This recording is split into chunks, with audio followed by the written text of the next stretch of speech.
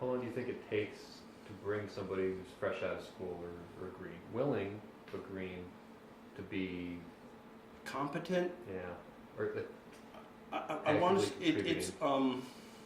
It's such a. It depends on the person. The example I'll give. I won't name names. I have a guy in my office who came right out of RPI. We hired him before he was finished with his master's program. He's phenomenal. He's like ranks right up there with probably one of the best engineers that I'll ever work with. He's 26, 27. You know, I'm old enough to be his father. He's intimidatingly smart. He's brilliant. He's driven. And he just took to this like nobody's business. You know, pick a topic, a subject, or whatever. And he sat down and he'd never used Revit before. So on his own, you know, he sits in the chair, he's working through stuff. He goes home at night and he grabs, you know, lynda.com and he starts going through tutorials. In a week, he's producing stuff. I mean, really producing stuff.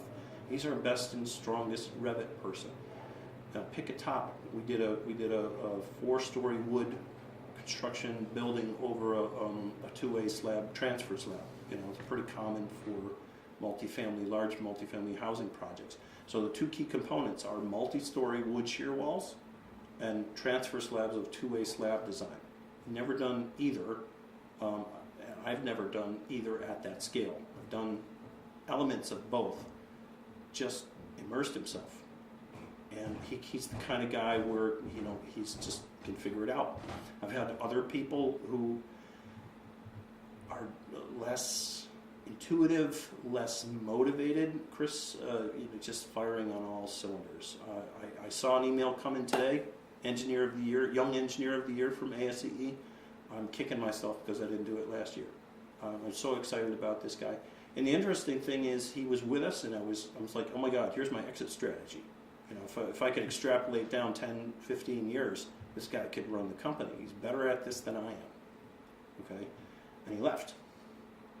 He went back to the company in Boston that he was working with on co-op, where we originally found him. And it's difficult and disappointing, you know, it's like a breakup. We stayed positive, we stayed in touch, and lo and behold, I never would have expected it. 4 months later, can we sit down and have a conversation? I feel like I really made a mistake. He could have gone anywhere. He sucked it up, came back in and said, I don't think I just made the mistake to go to a different company. I made a mistake leaving Springline. And it's a year and a half in the past, and like I said, he's firing on all cylinders. He's just astonishingly good. I've had other people come in who will do everything that they're asked and everything that you show them to. And is it fair to put them, compare? It's not. Everybody learns differently at different speeds, but there's also the motivation. You know, Chris is just driven, and if you ask him, he's like, yeah, I want your job. I want your company. You know, and not everybody's wired that way. It's really interesting.